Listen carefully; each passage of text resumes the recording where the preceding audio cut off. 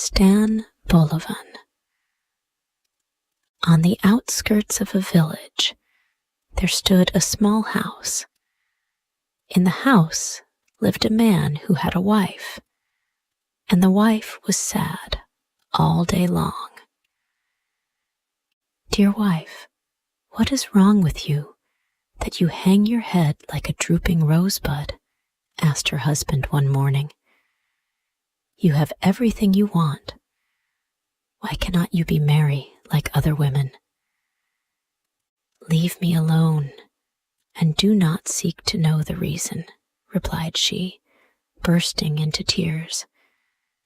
And the man thought that it was no time to question her, and went away to his work. He could not, however, forget all about it, and a few days after he inquired again the reason of her sadness, but only got the same reply. At length, he felt he could bear it no longer, and tried a third time, and then his wife turned and answered him.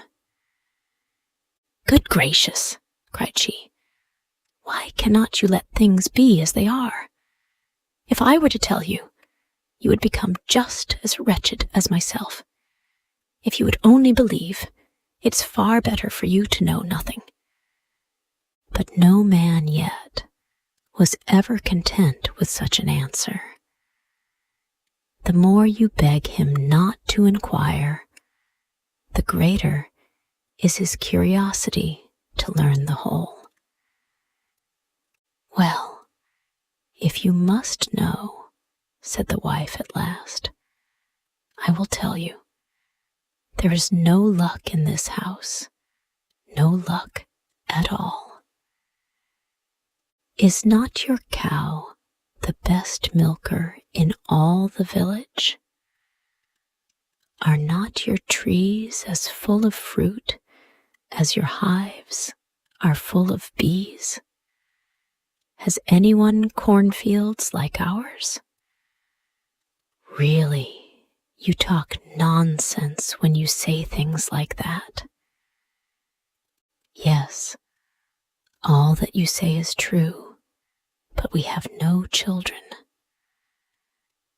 Then Stan understood, and when a man once understands and has his eyes opened, it is no longer well with him. From that day, the little house in the outskirts contained an unhappy man as well as an unhappy woman. And at the sight of her husband's misery, the woman became more wretched than ever. And so matters went on for some time. Some weeks had passed, and Stan thought he would consult a wise man who lived a day's journey from his own house. The wise man was sitting before his door when he came up, and Stan fell on his knees before him.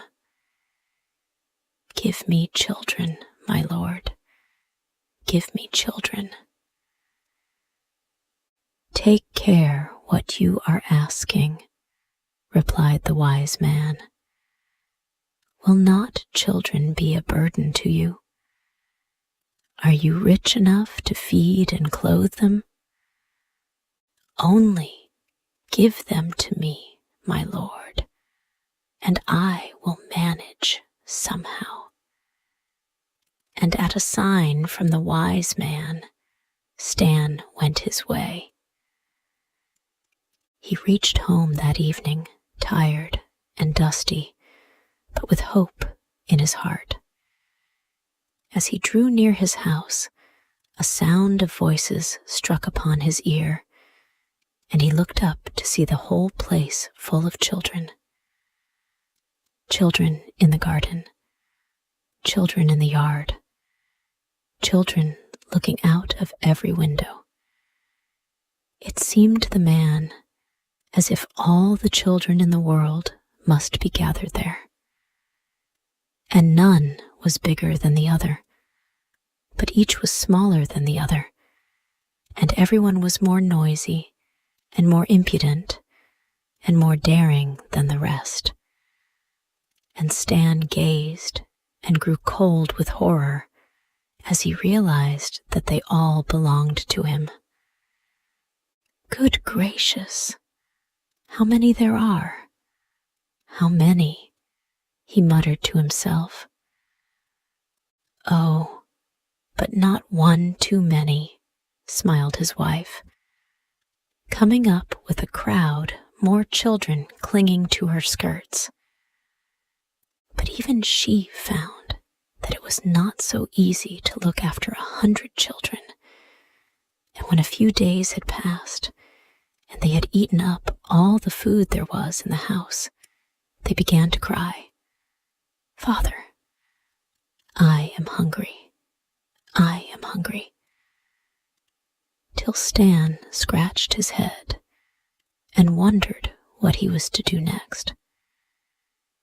It was not that he thought there were too many children, for his life had seemed more full of joy since they appeared, but now it came to the point he did not know how he was to feed them.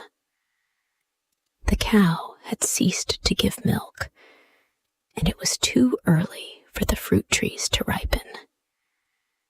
"Do you know, old woman," said he one day to his wife, "I must go out into the world and try to bring back food somehow, though I cannot tell where it is to come from."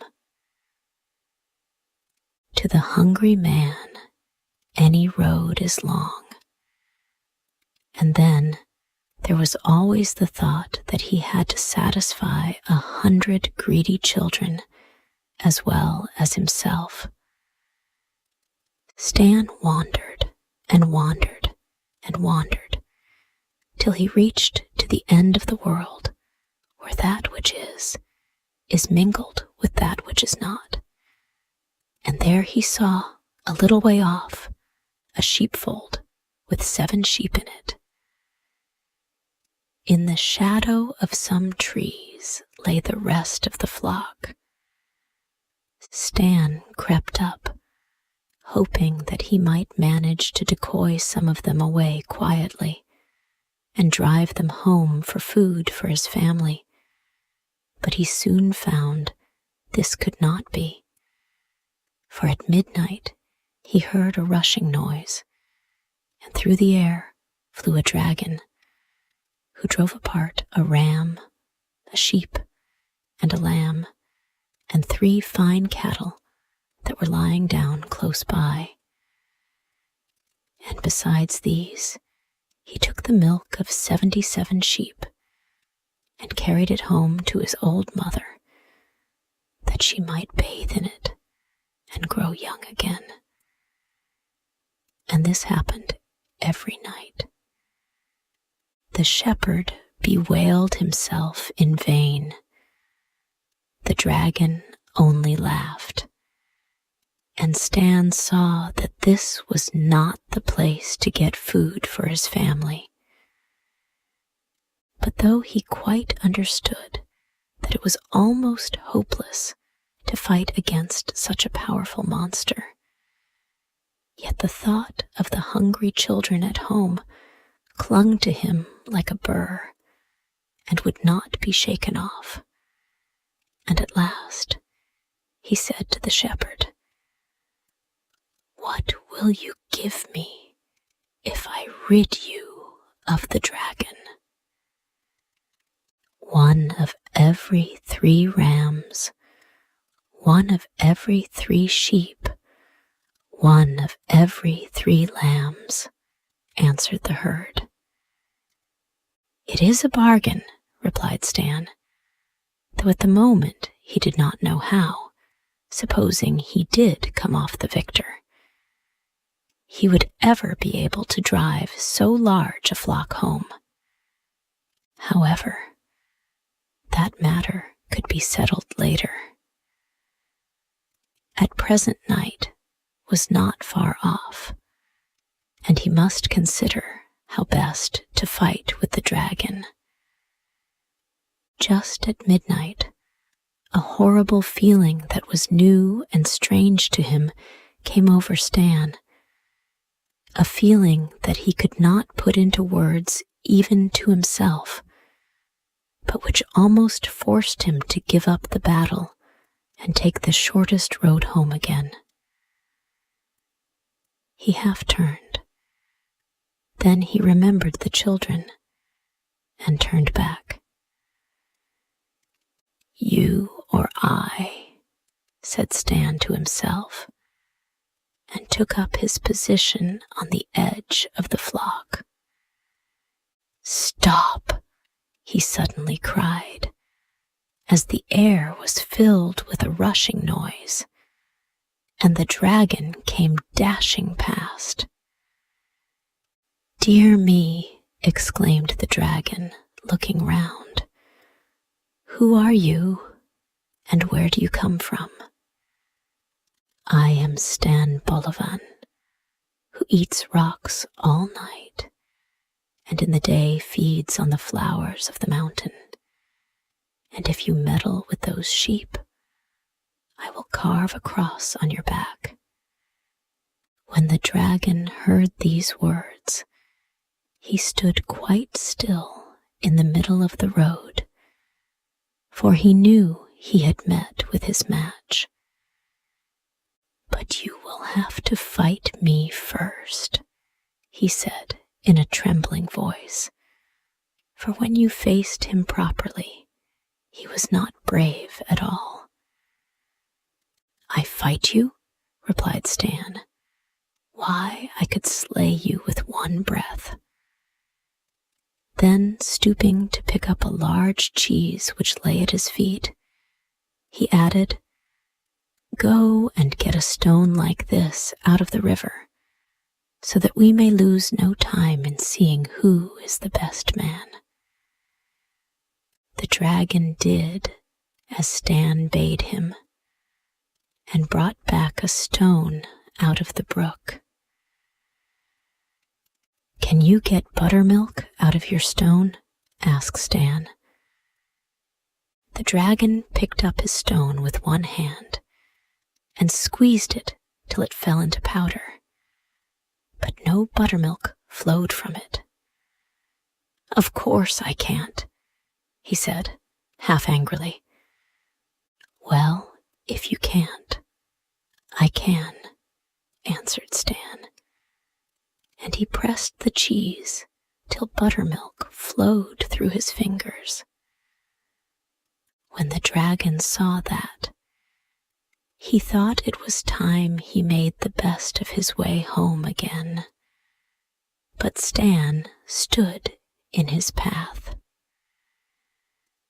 "We have still some accounts to settle," said he, "about what you have been doing here." And the poor dragon was too frightened to stir, lest Stan should slay him at one breath and bury him among the flowers in the mountain pastures.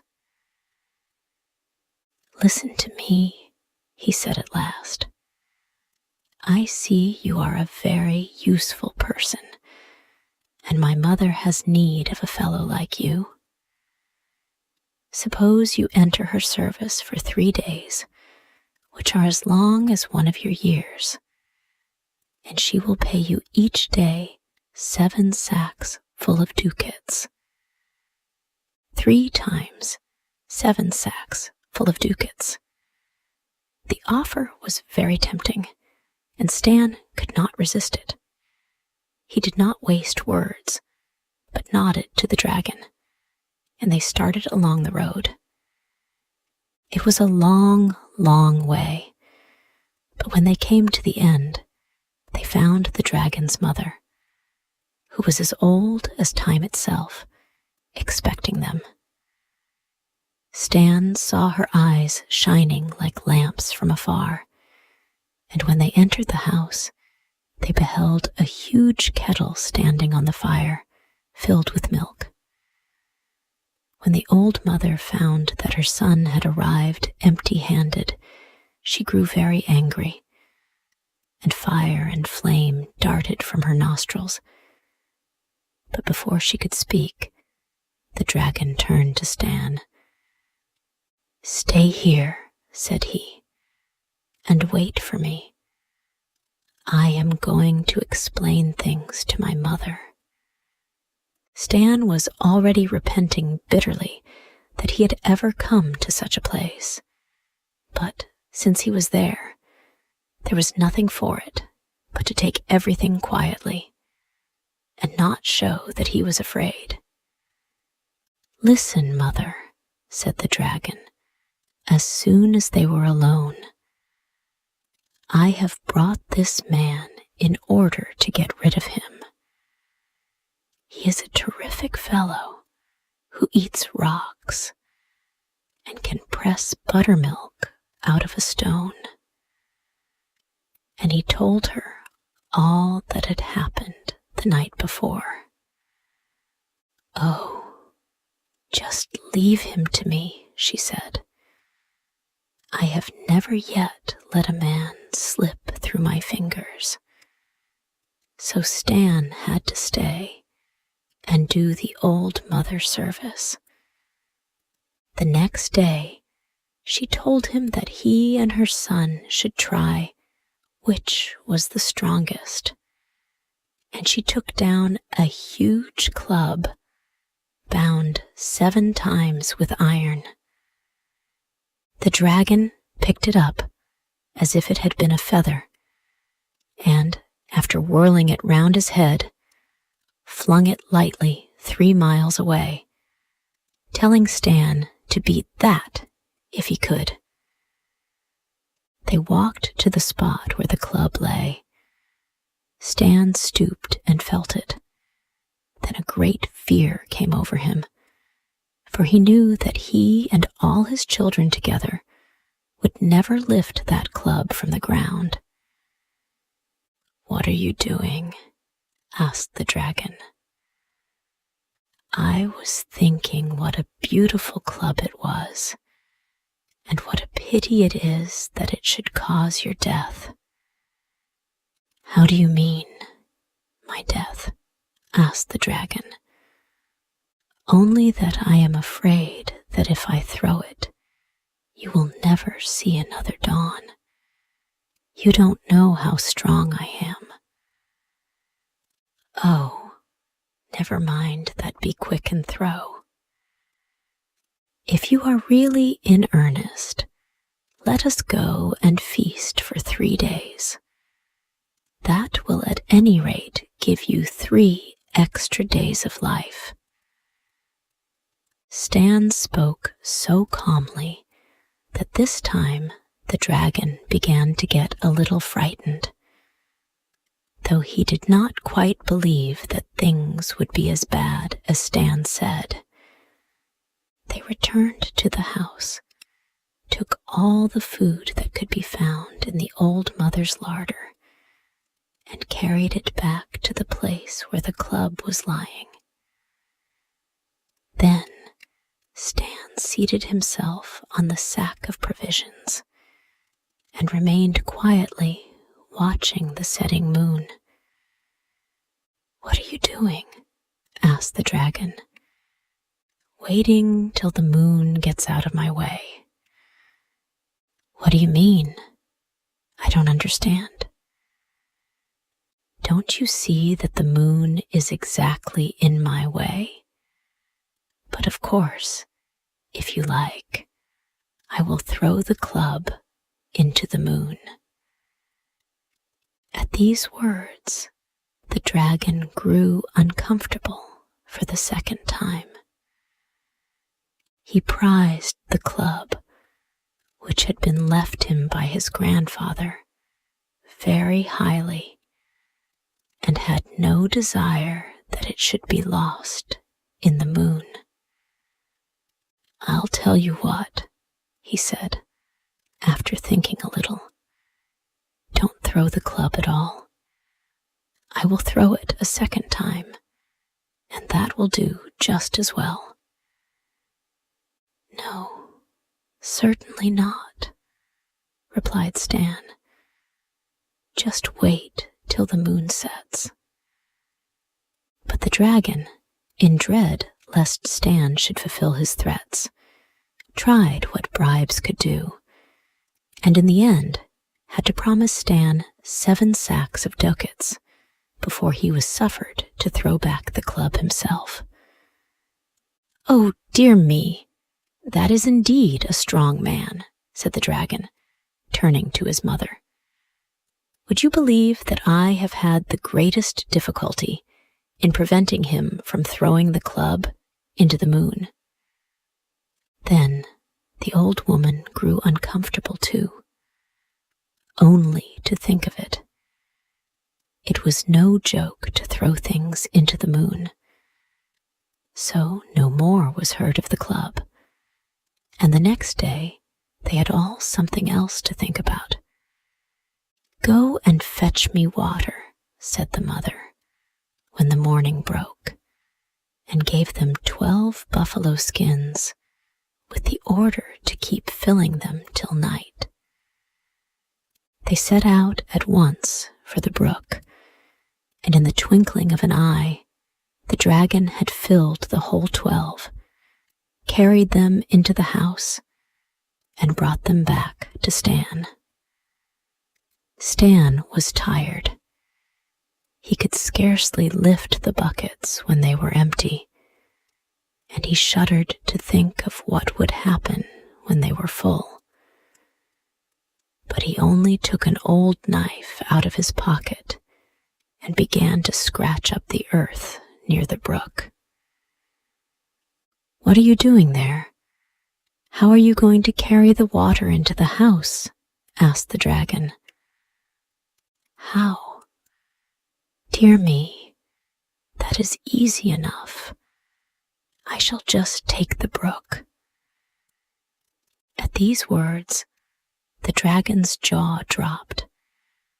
This was the last thing that had ever entered his head, for the brook had been as it was since the days of his grandfather.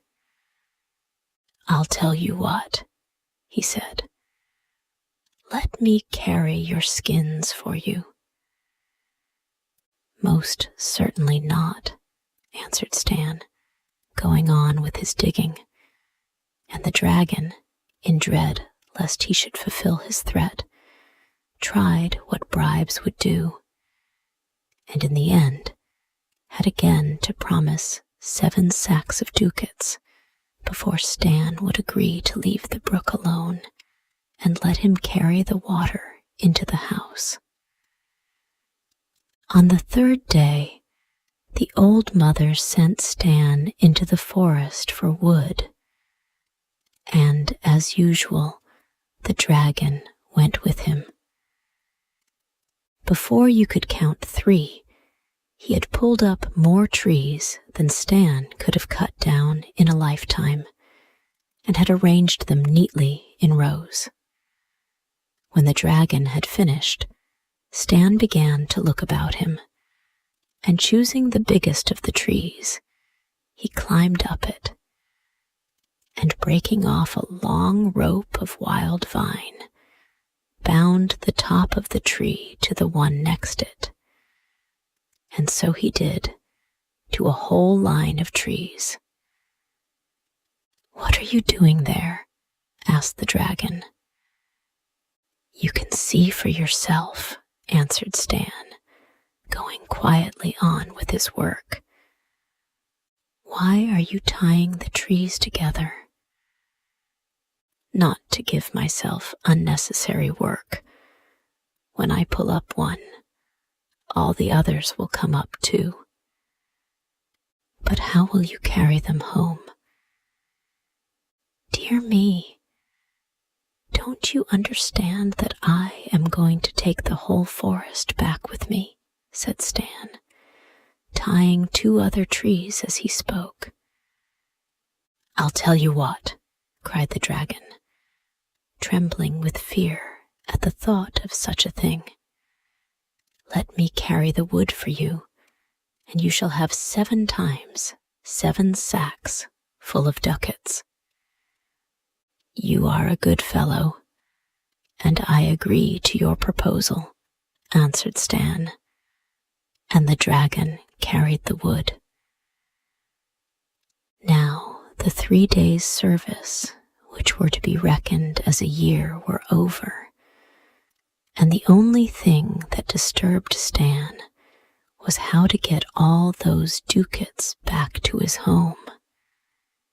In the evening, the dragon and his mother had a long talk, but Stan heard every word through a crack in the ceiling. "Woe be to us, mother," said the dragon.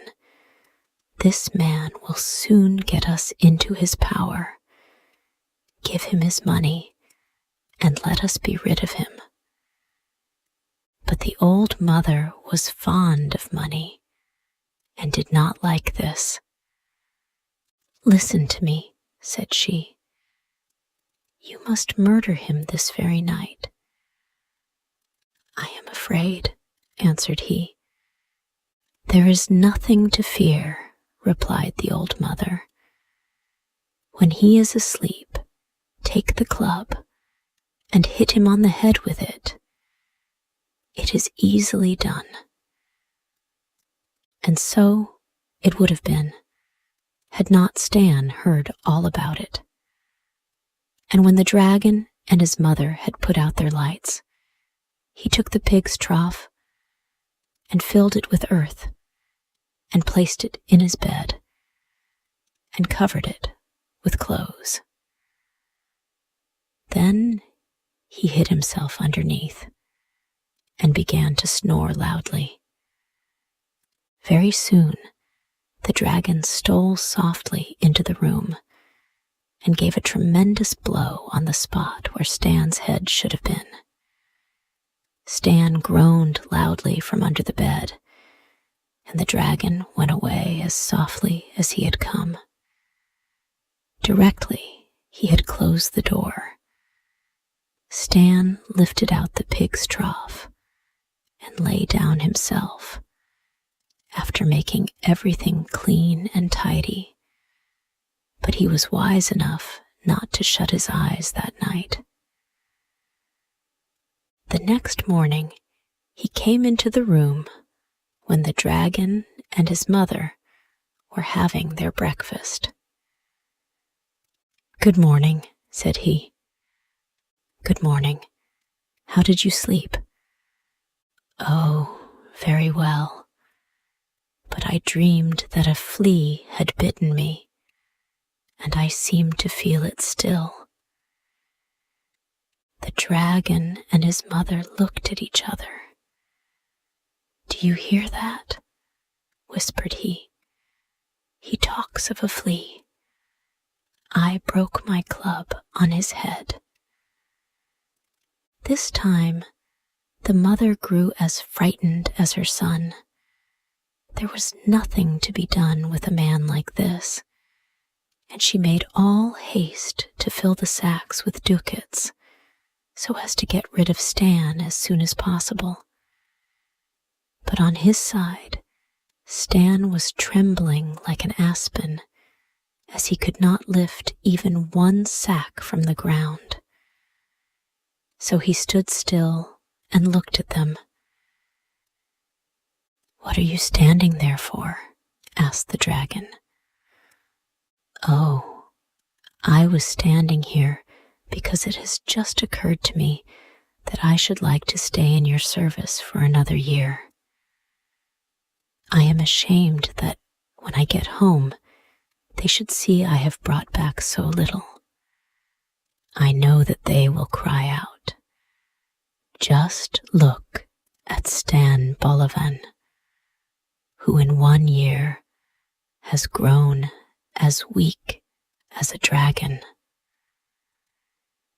Here, a shriek of dismay was heard, both from the dragon and his mother, who declared they would give him 7 or even 7 times 7 the number of sacks if he would only go away. "I'll tell you what," said Stan at last. "I see you don't want me to stay. and I should be very sorry to make myself disagreeable. I will go at once, but only on condition that you shall carry the money home yourself, so that I may not be put to shame before my friends." The words were hardly out of his mouth before the dragon had snatched up the sacks and piled them on his back. Then he and Stan set forth. The way, though really not far, was yet too long for Stan, but at length he heard his children's voices and stopped short. He did not wish the dragon to know where he lived, lest some day he should come to take back his treasure. Was there nothing he could say to get rid of the monster? Suddenly, an idea came into Stan's head, and he turned round. "I hardly know what to do," said he. "I have 100 children, and I am afraid they may do you harm, as they are always ready for a fight. However, I will do my best to protect you." 100 children! That was indeed no joke. The dragon let fall the sacks from terror, and then picked them up again. But the children, who had had nothing to eat since their father had left them, came rushing towards him, waving knives in their right hands and forks in their left, and crying, "Give us dragon's flesh. We will have dragon's flesh." At this dreadful sight, the dragon waited no longer. He flung down his sacks where he stood and took flight as fast as he could, so terrified at the fate that awaited him, that from that day he has never dared to show his face in the world again.